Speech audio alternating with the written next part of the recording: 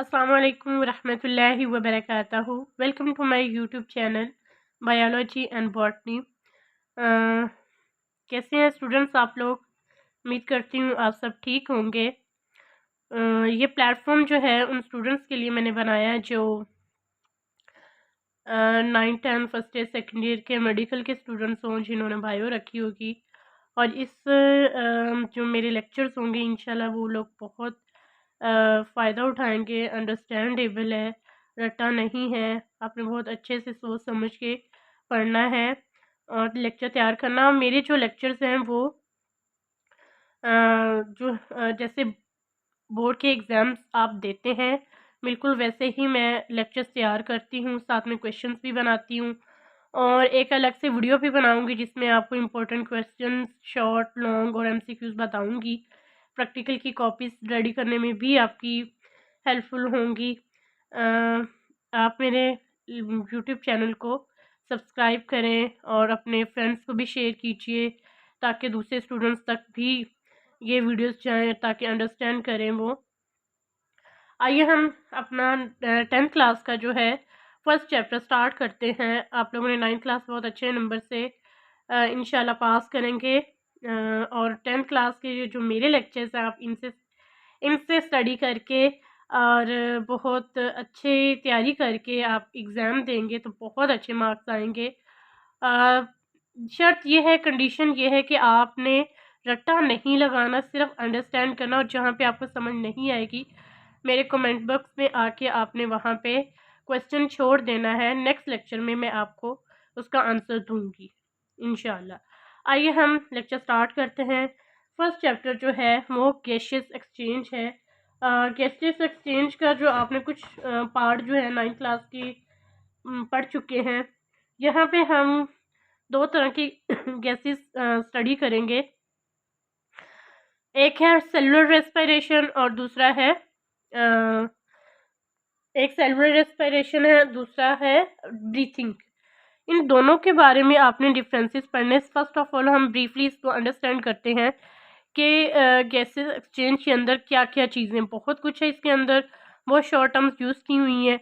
तो इंशाल्लाह मैं हर टर्म को डिटेल में पहले डिफ़ाइन करूँगी फिर उसको एक्सप्लेन करूँगी। फर्स्ट ऑफ ऑल जो चैप्टर का नेम है वो है गैसियस एक्सचेंज। जो 10th क्लास का जो फर्स्ट चैप्टर है उसके अंदर ये जो आपको पैराग्राफ्स 3 पैराग्राफ्स नज़र आ रहे हैं इसके बारे में हम डिटेल में स्टडी करेंगे। ठीक है, मैंने नोट्स बनाए हैं और नोट्स के अकॉर्डिंग में आपको स्टूडेंट्स के लिए बहुत आसानी हो जाएगी अगर वो इन नोट्स के थ्रू अपनी प्रिपरेशन करते हैं, स्टडी करते हैं तो बहुत बहुत बहुत अच्छे मार्क्स आएंगे। Okay, let's start. Cellular respiration. Cellular respiration होता क्या है? जो वर्ड है सेलुलर, इसका मतलब होता है सेल। आपने 9th क्लास में बहुत अच्छे तरीके से पढ़ा होगा कि सेल क्या होता है। Cell is the basic structural and functional unit of life. Okay, हर लिविंग ऑर्गेनिज्म जो है वो सेल से बना होता है। यानी ऐसी रेस्पिरेशन जो सेल के अंदर हो रही होती है उसको हम क्या कह रहे हैं? Cellular respiration. It is a process in which CH bond. अच्छा, CH क्या है? Carbon hydrogen bond. और इसके दरमियान में ये जो बॉन्ड है इस बॉन्ड को हम कहेंगे कोवलेंट बॉन्ड। क्या कहेंगे? Covalent bond. ये वाला आपने 9th क्लास की केमिस्ट्री में पढ़ा होगा, बड़ी डिटेल में पढ़ा होगा। इसको कहते हैं covalent bond. Are broken down by oxidation and reduction reactions.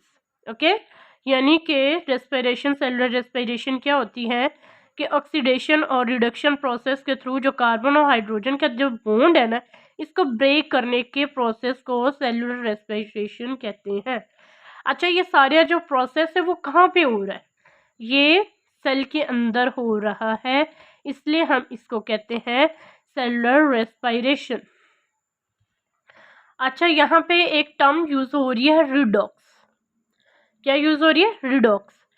Redox, RED, reduction, and ox mean oxygen, oxidation. यानी कि ऑक्सीडेशन में क्या होता है और रिडक्शन में क्या होता है ये भी आपने 9th क्लास की केमिस्ट्री में और बायो में भी पढ़ा हुआ है। ऑक्सीडेशन एंड रिडक्शन को कलेक्टिवली क्या कहा जाता है? रिडॉक्स। ये आपके बोर्ड के एग्ज़ाम में ज़रूर आएगा क्वेश्चन के डिफाइन रिडक्स। यहाँ पे आप पॉइंट नोट कर लीजिए, ठीक है। आगे है एक शॉर्ट क्वेश्चन जो है बोर्ड में आ सकता है और आता भी रहा है। Where are carbon hydrogen bond break, कहाँ पे जो है कार्बन और हाइड्रोजन जो है वो ब्रेक होते हैं।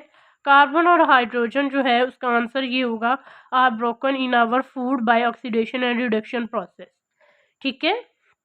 Process oxidation and reduction process के थ्रू आपका ये जो कार्बन और हाइड्रोजन, अच्छा ये ब्रेक क्यों होती हैं। यहाँ पे एक और क्वेश्चन आ जाता है, why the carbon hydrogen bond break. आपका इसका आंसर क्या होगा, बिकॉज ये आपने क्वेश्चन लर्न करने और इसके आंसर्स भी आपने करने हैं। बिकॉज इन दिस बॉन्ड, यानी कि कार्बन और हाइड्रोजन जो बॉन्ड है इसके अंदर जो एनर्जी स्टोर होती है वो होती है पोटेंशियल एनर्जी। ये भी आपने 9th क्लास की केमिस्ट्री में पोटेंशियल एनर्जी, फिजिक्स में भी पढ़ा होगा क्या होती है। Stored form of the energy is called potential energy, और एक काइनेटिक एनर्जी भी पढ़ा होगा। लेकिन यहाँ पे जो है कार्बन और जो हाइड्रोजन है इसके अंदर जो एनर्जी पड़ी है वो पोटेंशियल एनर्जी की फॉर्म में पड़ी है। अब ये आगे फर्दर जो है वो ब्रेक होगी, किसकी फॉर्म में ब्रेक होगी और क्यों हो रही है। वो जो पोटेंशियल एनर्जी है वो रिलीज हो रही है किस फॉर्म में, एटीपी की एनर्जी में, क्योंकि ब्रेक कर रहे हैं ना पोटेंशियल एनर्जी को हम ब्रेक कर रहे हैं, जो कि किसकी फॉर्म में रिलीज हो रही है, वो एटीपी की फॉर्म में हो रही है। 9th क्लास की बायो में आपने बहुत डिटेल में ये पढ़ा है एटीपी के बारे में। एटीपी मीन एडिनोसिन ट्राइफॉस्फेट, यानी इसके अंदर 3 फॉस्फेट होते हैं, ठीक है। और ये आपने बहुत लंबा चौड़ा प्रोसेस पढ़ा है 9th क्लास में कि कैसे ये ऑक्सीडाइज होता है, किस तरह एनर्जी रिलीज होती है, ठीक है। यहाँ पे सिंपली बस इतना आपने बताना है कि जो पोटेंशियल एनर्जी है वो रिलीज होती है एटीपी की फॉर्म में, ताकि हमारी जो बॉडी है, जो हमारे सेल्स हैं, वो इस एनर्जी को यूज़ करके हमारे जो प्रॉपर फंक्शन है वो परफॉर्म कर सके। ओके, नेक्स्ट है दिस होल प्रोसेस। मैं आपको पहले भी बता चुकी हूँ कि ये जो सारा प्रोसेस हो रहा है वो कहाँ पे हो रहा है, सेलुलर रेस्पिरेशन, यानी कि सेल के अंदर हो रहा है। सेल के अंदर सारा प्रोसेस हो रहा है, इसको बार बार मैं बता रही हूँ। सेलुलर रेस्पिरेशन बहुत सिंपल है, आप इसको समझ के पढ़िए। आगे है रेस्पिरेशन जो है, यानी सेलुलर रेस्पिरेशन की 2 तरह की किस्में हैं, काइंड्स ऑफ रेस्पिरेशन। एक होती है एरोबिक रेस्पिरेशन और एक है एनारोबिक। ये भी आप लोग पहले पढ़ चुके हैं, लेकिन मैंने दोबारा से नोट्स बनाए आप लोगों की आप दोबारा से इसको एक दफ़ा रिव्यू कर लें। जो एरोबिक रेस्पिरेशन है ये क्या होती है, सच आर रेस्पिरेशन और breakage of carbon hydrogen bond in the presence of oxygen is called aerobic respiration. यानी कि ऐसा ब्रेकेज या ऐसा रेस्पिरेशन जो जिसके अंदर कार्बन और जो हाइड्रोजन ब्रेक हो रही है, किसकी प्रेजेंस में हो रही है, ऑक्सीजन की प्रेजेंस में हो रही है, इसलिए इस प्रोसेस को कहते हैं एरोबिक रेस्पिरेशन। ठीक हो गया गाइस, सिंपल सी डेफिनेशन है, इस तरह आपने लिख लेनी है। और आपने अगर क्वेश्चन आ जाए बोर्ड में तो आपने ये एरोबिक एनारोबिक को सिंपली डिफाइन कर दीजिएगा। नेक्स्ट है हमारा एनारोबिक रेस्पिरेशन, सच अ रेस्पिरेशन और breakage of carbon hydrogen bond in the presence in the absence और लिमिटेड अमाउंट। ओके, यानी लिमिटेड अमाउंट का मतलब होता है बहुत कम अमाउंट में ऑक्सीजन का होना, उसके इसकी प्रेजेंस में, यानी कि लिमिटेड अमाउंट ऑक्सीजन की प्रेजेंस में कार्बन और हाइड्रोजन बॉन्ड का ब्रेक होना, ऐसे प्रोसेस को कहते हैं एनारोबिक रेस्पिरेशन। ऑक्सीजन हो भी सकती है, ऑक्सीजन थोड़ी सी भी हो सकती है। ये जब आप नेक्स्ट लेवल पे जाएंगे एफएससी में, बीएससी में, तो वहाँ पे आप बहुत डिटेल में पढ़ेंगे कि एब्सेंस में क्या होता है और लिमिटेड में क्या होता है, ठीक है। फर्मेंटेशन के प्रोसेस में भी ये दोनों टर्म्स यूज़ होती हैं। फिलहाल आपके लिए इतना काफ़ी है। नेक्स्ट क्वेश्चन आ जाता है, what is difference in between respiration and breathing. आपने रेस्पिरेशन यानी सेलुलर रेस्पिरेशन और ब्रीथिंग का डिफरेंस बताएंगे। इसका आंसर मैंने आगे बड़ी डिटेल में और अच्छी टर्म में यूज़ किया है। सबसे जो पहले आपने जब डिफरेंस पूछा जाता है सेंटर में आपने लाइन ड्रॉ करनी, मैंने नहीं की, लेकिन मैंने ये आपको आमने सामने लिख के आपको डिफाइन कर देती हूँ। अच्छा, ब्रीथिंग क्या होता है और सेलुलर रेस्पिरेशन बहुत सिंपल है, सिर्फ आपने इसको अंडरस्टैंड करना है। ब्रीथिंग क्या होता है, ब्रीथिंग जो है वो एनिमल्स के लिए होता है, ठीक है, और सेलुलर रेस्पिरेशन भी ब्रीथिंग पे डिपेंड करता है। The process in which animals take air, यानी ऑक्सीजन जो है, हम एनिमल्स की बात करें, लाइक हम अपनी ही बात कर लेते हैं, हम जब सांस ले रहे होते हैं ऑक्सीजन अंदर जाती है।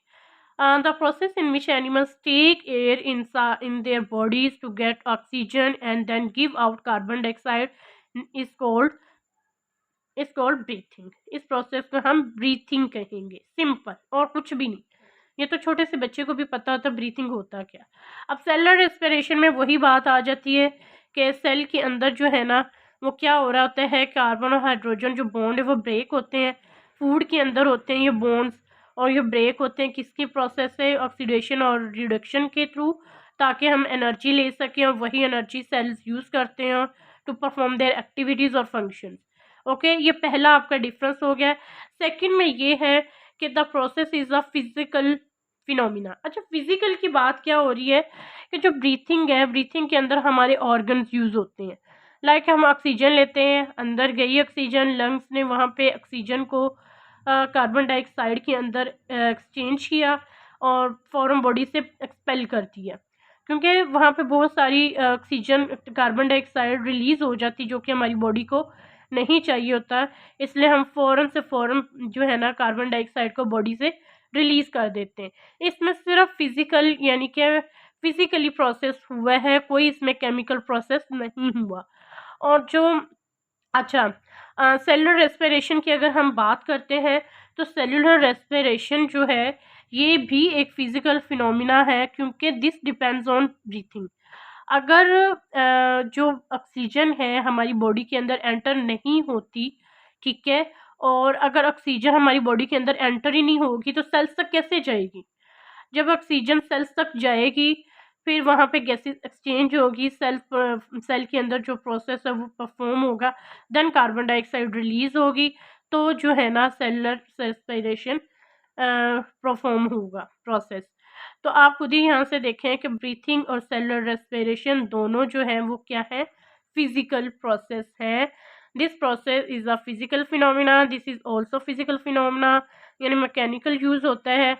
अच्छा, यहाँ पे क्या होता है कि ये यहाँ पे कोई केमिकल रिएक्शन नहीं हुआ, सिंपल ऑक्सीजन अंदर गई, कार्बन डाइऑक्साइड बाहर आ गई। जबकि सेलुलर रेस्पिरेशन के अंदर क्या हुआ है कि जो गैसेस हैं वो एक्सचेंज हुई हैं, कार्बन डाइऑक्साइड जो है वो ब्रेक हुआ है, कार्बन और हाइड्रोजन ब्रेक हुई है, और एनर्जी एटीपी बनी है। यानी कि ये सारा प्रोसेस जो है क्या है, केमिकल प्रोसेस है। Chemical reaction happen inside the cell, that's why called biochemical reaction. अच्छा, यहाँ पे ब्रीथिंग में क्या हो रहा होता है, ब्रीथिंग में जो है हम एनर्जी यूज़ कर रहे होते हैं, और जो रेस्पिरेशन है उसमें एनर्जी प्रोड्यूस कर रहे होते हैं। ये भी आपने 9th क्लास की बायो में बहुत डिटेल में पढ़ चुके हैं। नेक्स्ट आ जाता है exchange gases. Exchange gases exchange जो है, ये जो फिनोमिना एनिमल्स और प्लांट्स के अंदर होता है, जो बेसिक मेन जो पॉइंट है कि जो ब्रीथिंग है वो एनिमल्स के अंदर होती है, प्लांट्स में नहीं होती। ये बात आपने हमेशा अपने माइंड में रखना है, क्योंकि ऑक्सीजन और कार्बन डाइऑक्साइड जो है वो एनिमल्स में एक्सचेंज होती है एंड प्लांट्स में नहीं होती। इसलिए ब्रीथिंग प्रोसेस जो है एनिमल्स में पॉसिबल है और प्लांट्स में नहीं है। Because animals takes oxygen and give out carbon dioxide, this is called gas exchange. In gas exchange is not applicable for plants. In plants, oxygen is derived, is released, and carbon dioxide is utilized in daytime और photosynthesis process. अच्छा, यहाँ पे क्या कह रहे हैं कि जो प्लांट्स हैं वो डे टाइम क्या करते हैं, फोटोसिंथेसिस प्रोसेस को यूज़ करते हैं, यानी कि ऑक्सीजन को अपने एज अ बाय प्रोडक्ट, यानी कि कार्बन डाइऑक्साइड यूज़ करके ऑक्सीजन को रिलीज़ कर रहे होते हैं सनलाइट की प्रेजेंस में। इसलिए ये ब्रीथिंग के ऑपोजिट फिनोमिना है। उम्मीद करती हूँ ये इतना सा पैराग्राफ आपको समझ में आ गया होगा। कहीं पे भी क्वेश्चन है आप मुझे कमेंट बॉक्स में क्वेश्चन भेज दीजिए, I will answer that question. अपना ख्याल रखिएगा, दुआ में याद रखिएगा। मेरे चैनल को सब्सक्राइब नहीं किया तो काइंडली सब्सक्राइब इट, ताकि आपको नेक्स्ट जो है वीडियोस मिलती रहे, नोटिफिकेशन आता रहे। अपना ख्याल रखिएगा। अल्लाह हाफिज़।